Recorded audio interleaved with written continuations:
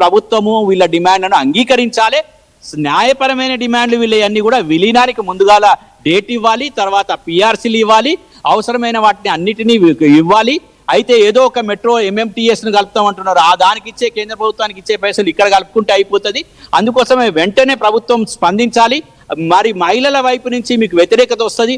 రేపు సీతక్క కానీ అయ్యా అమ్మ సీతక్క అయ్యా రేవంత్ రెడ్డి సార్ మరి మీరు బస్సులు నడుపుతారా, మరి పొన్న ప్రభాకర్ ఏమో టికెట్లు కట్ చేయాలి, మరి మా రేవంత్ రెడ్డి సార్ ఏమో ఆర్టీసీ బస్సు డ్రైవర్ తిప్పాలి, మా సీతక్కనేమో కండక్టర్గా రావాలి, ఇవన్నీ అయితాయా?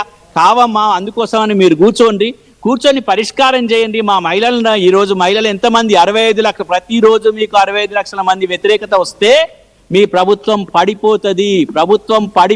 నేను చెప్తున్నాను, ప్రభుత్వం పడిపోతుంది, ప్రభుత్వ వ్యతిరేకత వస్తుంది. మీరు వెంటనే స్పందించండి. 24 గంటల్లో ఈ సమస్య లేకుండా చేయండి.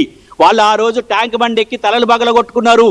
అందుకోసం కేసీఆర్ వెనక్కి వేయండి అమ్మా. కేసీఆర్ని ఇంటికి పంపినరు, అందుకోసం మళ్ళీ మీరు ఇంటికి పోకండి, మళ్ళీ మీరు తొందరగా పరిష్కరించమని మీ ఈ సందర్భంగా కోరుతున్నాను. ఓకే, ఇప్పటికే ఆర్టీసీని కూడా ప్రైవేటు పరం చేస్తారనే ఆందోళన ఒకవైపు కార్మికుల్లో కలుగుతుంది. ఆ తర్వాత కూడా ఇప్పటికే చాలా విభాగాలు కూడా ప్రైవేటు పరం అవుతున్నాయి అన్నటువంటి ఒక ఆందోళన. మరి దీన్ని ఎట్లా చూస్తున్నారు? అసలు ప్రైవేటు పరం చేసే కుట్రలో భాగంగానే ఇక్కడ మీకు అపాయింట్మెంట్ దొరుకుతుంది అనుకోవచ్చా? ఖచ్చితంగా ప్రైవేట్ పరం స్టార్ట్ చేసిండ్రు, వెనుకకెళ్ళి వస్తూనే ఉన్నాయి. ఇగో ఇప్పుడు చూస్తున్నాం కదా, అవుట్ సోర్సింగ్ వాళ్ళని లోపల పంపాలని ట్రై చేస్తున్నారు. ప్రైవేట్ పరం చేసేసి మొత్తం ఆర్టీసీని ధ్వంసం చేయాలనే పథకం వచ్చింది. దాన్ని ఎట్లా అడ్డుకోవాలనేది దానికి సుదీర్ఘమైన ఒక పోరాటం అది వేరే ఉంది. ఇప్పుడు తాత్కాలికమైన పోరాటం ఉంది. కాబట్టి మేమేమంటున్నామంటే ఈ ప్రైవేట్ పరం చేస్తారు, వీళ్ళందరినీ లేకుండానే చేస్తారు. అది ప్రభుత్వం యొక్క అది ఉంది, దాని యొక్క కుట్ర జరుగుతుంది. కానీ ఈ సందర్భంలో మనం చేసుకోవాల్సిన అవసరం ఉంది. ప్రభుత్వం వెంటనే స్పందించాలి, ఇప్పుడున్న వాళ్ళకైనా ఇవ్వాలి. ఈ కుట్రలు చేయొద్దు, అవుట్ సోర్సింగ్ వాళ్ళని పంపించొద్దు. ఇంకొక ముఖ్యమైన విషయం, అవుట్ సోర్సింగ్ వాళ్ళని పంపిస్తే తర్వాత చాలా ముఖ్యమైన విషయం ఏంటంటే యాక్సిడెంట్లు జరిగినాయి. అప్పుడు హైకోర్టు కూడా చెప్పింది యాక్సిడెంట్లు జరిగినాయని. కాబట్టి వాళ్ళని ఎవరిని కూడా పంపించడానికి ప్రభుత్వం గనక పోలీసు మీద ఒత్తిడి తీసుకొచ్చి, అధికారుల మీద ఒత్తిడి తీసుకొచ్చి బస్సులు నడపాలని ప్రయత్నం చేస్తే తప్పితే ఒకవేళ ప్రయత్నం చేస్తే ఖచ్చితంగా తీవ్ర పరిణామాలు ఉంటాయి. దాన్ని వద్దని చెప్తున్నాం. ప్రభుత్వానికి మేము హితవు చెప్తున్నాం, వద్దండి మీరు అటువంటి పనులు చేయకండి, ఏ బస్సులు నడపకండి, అవసరమైన మీరు వేరే ఏదైనా ఉంటే ముందుకు చర్చలు జరిపేసి సమ్మెను విరమించేటట్టు. ఓకే, మీరు గతంలో 54 రోజులు సమ్మె చేశారు. ఆ తర్వాత ఇప్పుడు చూస్తున్నటువంటి నేపథ్యంలో ఇప్పుడు సమ్మె ఎన్ని రోజులు కొనసాగేటువంటి అవకాశం ఉంటుంది?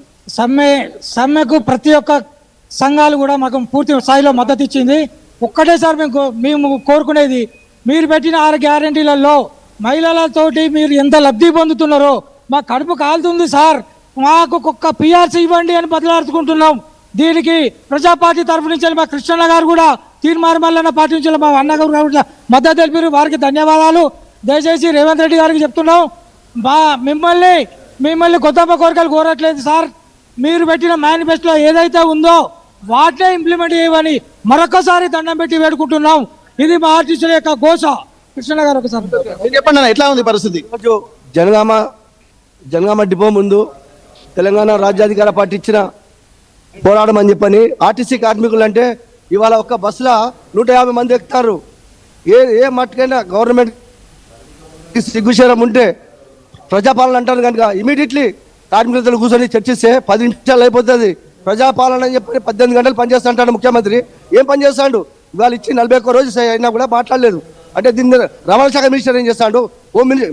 ఆర్టీసీ మినిస్టర్ ఏమన్నా బట్టి ఉప ముఖ్యమంత్రి ఏం చేస్తాడు? కూర్చొని మాట్లాడితే 10 నిమిషాలు అయిపోయి చర్చకు. దీన్ని నానబెట్టి కేసీఆర్ అయితే ఎట్లా నియంత్రణ పాలిస్తాడో ఇవాళ రేవంత్ రెడ్డి కూడా అదే ధోరణిలో పోతాడు. దాన్ని మేము తీవ్రంగా వ్యతిరేకిస్తున్నాం. ఆర్టీసీ కార్మికులకు ఏ సమస్య వచ్చినా కానీ తెలంగాణ రాజ్యాధికార పార్టీ తరఫున మద్దతు ఇస్తామని చెప్పని ప్రస్తుతానికి ఇప్పుడు చర్చలు మరి ఇంత మీకు అపాయింట్మెంట్ దొరుకుతుంది, చర్చలు సఫలమైతే అనుకుంటున్నారా?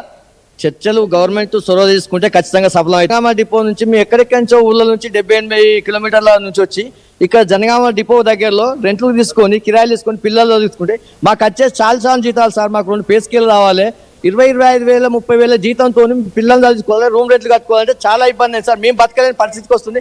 కాబట్టి దయచేసి గవర్నమెంట్ ఖచ్చితంగా చొరవ తీసుకొని మాకు అపార్ట్మెంట్ గవర్నమెంట్లో విలీనం చేసుకోవాలి. మాకు ఇప్పుడు 2 కావాల్సిన పిఆర్సీలు తీసుకోవాలండి. ఇంకొకటి సార్, చాలా ముఖ్యమైన విషయం ఏంటంటే మా డ్రైవర్ కండక్టర్లమండి మాకు కడుపు నొప్పి వచ్చినా చెప్పుకోవడానికి అంతకుముందు యూనియన్లు ఉండేది. వాటిని ఇప్పుడు కేసీఆర్ ప్రభుత్వం కాలయాపన చేసి వాటిని ఆఫ్ చేసింది. ఖచ్చితంగా యూనియన్లు తీసుకురావాలి. మాకు ఏ ప్రభుత్వం వచ్చినా ఆర్టీసీని ఇక్కడ డైల్యూట్ చేసేటువంటి పరిస్థితులు కనిపిస్తున్నాయా? అవును సార్, ఏ గవర్నమెంట్ వచ్చినా మమ్మల్ని వాడుకుంటుంది సార్, వాళ్ళ అభివృద్ధి కోసం మమ్మల్ని వాడుకుంటున్నారు, మమ్మల్ని రోడ్ పాలు చేస్తుంది సార్. ఖచ్చితంగా గవర్నమెంట్ చొరవ తీసుకొని మమ్మల్ని మా యొక్క కోరికలను నెరవేర్చి ఈ ఇతర సమ్మెను విరమించేయాలని కోరుకుంటున్నాం సార్. ఇక్కడ మనం చూస్తున్నాం, ఇక్కడ మొత్తానికైతే బస్సు పై నైచెలగా అన్నటువంటి ఒక కాన్సెప్ట్ అయితే కనిపిస్తుంది. ఇప్పటి వరకు గతంలో 54 రోజులు సమ్మె చేసి ఇప్పటికీ కూడా యూనియన్ లేకుండా చేసినటువంటి పరిస్థితి. కానీ ఆ తర్వాత కూడా బస్సులో ఉన్నటువంటి ప్రయాణికులు కూడా చాలా ఇబ్బందులు పడుతున్నారని చెప్పి అంటున్నారు. అయినప్పటికీ కూడా ఇట్లాంటి పరిస్థితులు రేపు పునరావృతం కాకుండా ఉండాలంటే ఖచ్చితంగా తమ డిమాండ్లను పరిష్కరించి ఆర్టీసీని పరిరక్షించాల్సినటువంటి అవసరం ఉంటుందని చెప్పి అంటున్నారు. ఇప్పటివరకు చూసినట్టయితే కార్మికులందరూ కూడా ఎక్కడికక్కడ స్తంభింపజేస్తున్నారు బస్సులు. ఇప్పటి వరకు ఆంధ్రవేలో ఉన్నటువంటి బస్సులు మాత్రం డిపోలకే పరిమితం అయ్యేటువంటి అవకాశం అనిపిస్తుంది. వచ్చినటువంటి బస్సులు డిపోలోకి వెళ్ళినటువంటి బస్సులు బయటికి రాలేనటువంటి పరిస్థితి. ఇదంతా చూస్తున్నటువంటి నేపథ్యంలో కూడా ఒకటి ప్రమాదకరమైనటువంటి పరిస్థితులు కూడా రాబోయే రోజుల్లో ఉంటున్నాయి. ఎందుకంటే ఇప్పటి వరకు కొంత ప్రైవేటు డ్రైవర్లను కనుక పెడితే ప్రమాదాలకు గురయ్యేటువంటి అవకాశం ఉంటుంది. గతంలో సమ్మె జరుగుతున్నటువంటి నేపథ్యంలో కూడా అనేక ఇబ్బందులు పడ్డటువంటి పరిస్థితులు కనిపిస్తున్నాయని చెప్పి అంటున్నారు. అయినప్పటికీ కూడా ప్రభుత్వం దీన్ని ఒక గమనించాల్సినటువంటి హితవు కూడా పలుకుతున్నారు. ఒక్కసారి ప్రయాణికులు కూడా మనం చూడొచ్చు, ఆర్టీసీ ప్రయాణికులు చాలా ఇబ్బందులు పడుతున్నారు. ఇప్పటికే మహాలక్ష్మి పథకంతో అనేక మంది కూడా ఇక్కడ సమ్మె సైరన్ మోగిస్తున్న నేపథ్యంలో ప్రయాణికులు మాత్రం కొంత ఇబ్బందులకు గురయ్యేటువంటి అవకాశం ఉంటుంది. ఎక్కడికి వెళ్తున్నామా మీరు? మరి బస్సులు నడుస్తలేవు కదా, ఎట్లా వెళ్తారు? ఎట్లా తెలియక వచ్చింది. Okay okay. ఇప్పుడు మరి రేపటి నుండి ఇన్ని రోజులు మహాలక్ష్మి పథకం కింద ప్రయాణం ఫ్రీగా చేసిండ్రు, ఇప్పుడు మొత్తం బస్సులే నడవట్లేదు అంటున్నారు. మరి ఎట్లాంటి పరిస్థితులు ఎదుర్కొంటున్నారు మీరు? మరి అప్పుడు ఎట్లా చెప్పిండు ఆయన? అప్పుడు ఎట్లా చెప్పిండు? చెప్పినప్పుడు